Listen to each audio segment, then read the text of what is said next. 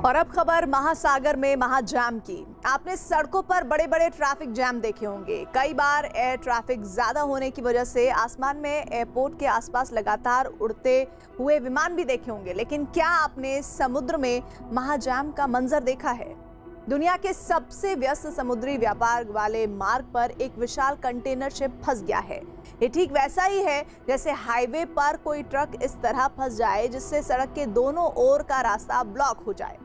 महासागर में भी ऐसी ही घटना हुई। लाल सागर और भूमध्य सागर के बीच सफर तय करते हुए एक बेहद लंबा चौड़ा और 2 लाख टन वजन लेकर एक कंटेनर शिप जब स्वेज नहर से गुजर रहा था, उसी समय बवंडर आया और उसके बाद जो हुआ उसने आधी दुनिया को टेंशन में डाल दिया है।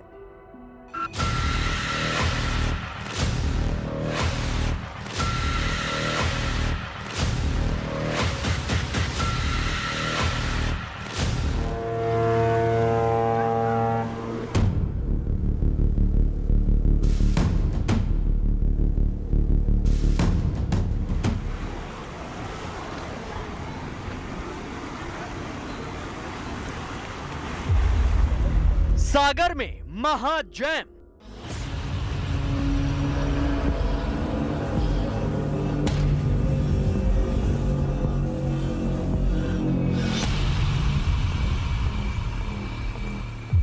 एक कंटेनर से समुद्री बिजनेस ठप।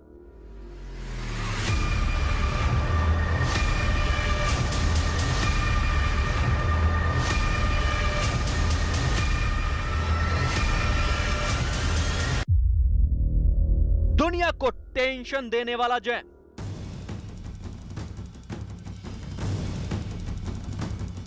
लाल सागर और भूमध्य सागर के बीच सब कुछ ठप पड़ गया है।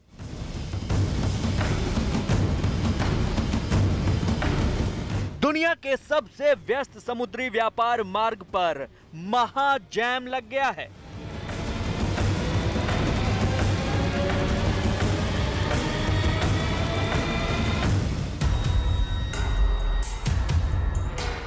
चीन से एक विशालकाय कंटेनर शिप मिस्र की स्वेज नहर में फंस गया, जिसके बाद दुनिया में अरबों रुपए का समुद्री आयात निर्यात लगभग ठप हो गया।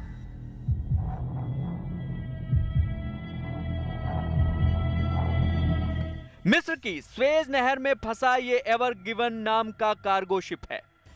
इस लंबे चौड़े मालवाहक जहाज ने स्वेज नहर से होकर गुजरने वाले समुद्री रूट को पूरी तरह जैम कर दिया। इतना विशालकाय कंटेनर शिप स्वेज नहर में फंसने के बाद सैकड़ों कार्गो शिप जहां के तहां खड़े हो गए।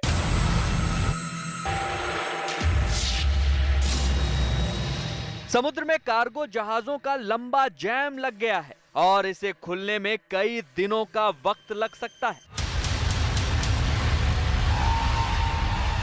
सवाल यह है कि इतना बड़ा कंटेनर शिप लाल सागर और भूमध्य सागर के बीच स्वेज नहर में कैसे फंस गया?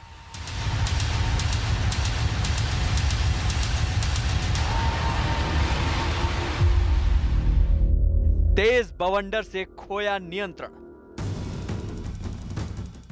एवर गिवन नाम का कंटेनर शिप चीन से सामान लेकर नीदरलैंड के रॉटरडैम पोर्ट जा रहा था। इसने हिंद महासागर से यूरोप जाने के लिए स्वेज नहर का रास्ता चुना, लेकिन मंगलवार की सुबह स्वेज पोर्ट के उत्तर में फंस गया।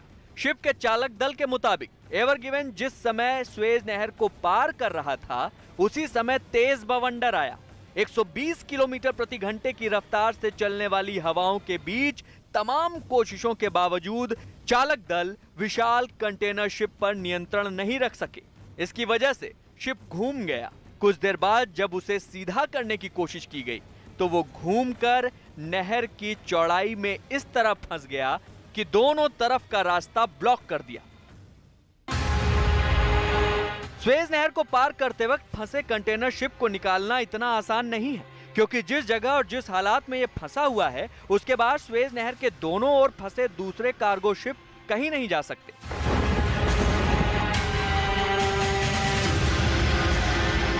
स्वेज नहर में फंसा जहाज 400 मीटर लंबा है। कंटेनर शिप की चौड़ाई 59 मीटर है। स्वेज नहर 280 मीटर चौड़ी है। 2 लाख मीट्रिक टन वजन वाले जहाज को हिलाना मुश्किल है। 400 मीटर लंबा जहाज नहर में टेढ़ा होकर फंस गया। जहाज ने दोनों ओर का रास्ता बंद कर दिया। एवर गिवन कंटेनर को स्वेज नहर में सीधा करने के लिए बड़े पैमाने पर टग बोट्स को तैनात किया गया है। टग बोट्स बड़े जहाजों को धक्का देने के लिए इस्तेमाल होते हैं, लेकिन परेशानी की बात यह है कि कार्गो से लदे हुए इतने बड़े कंटेनर शिप को नहर के किनारों से धक्का देकर सीधा करने में कई दिनों का समय लगना तय है।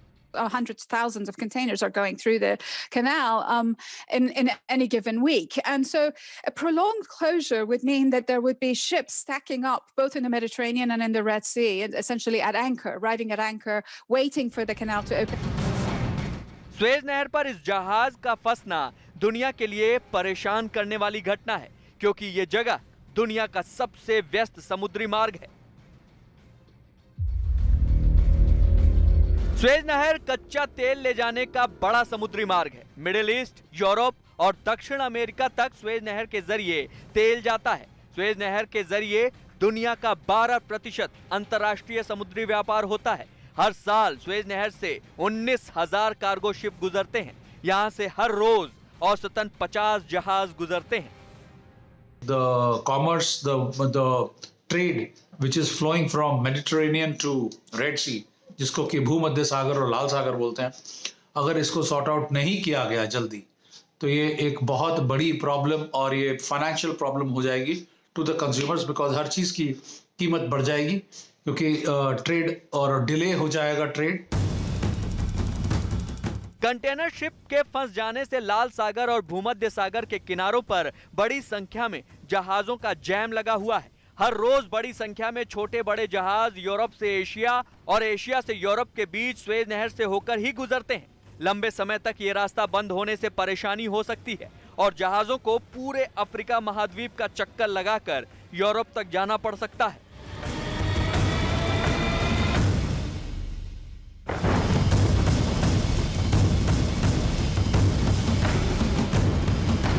एक 193 किलोमीटर लंबी स्वेज नहर भूमध्य सागर को लाल सागर से जोड़ती है। अगर ये नहर नहीं होती तो कार्गो शिप को 9,000 किलोमीटर का सफर ज्यादा तय करना पड़ता, यानी यूरोप से एशिया के बीच आने जाने वाले जहाजों को 10 दिन का समय ज्यादा लगता।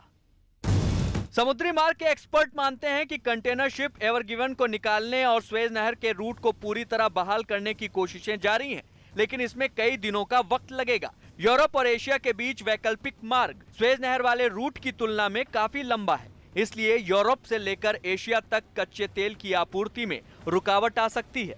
अगर ऐसा हुआ तो तेल के वैश्विक व्यापार और कीमतों पर भी इसका असर पड़ सकता है।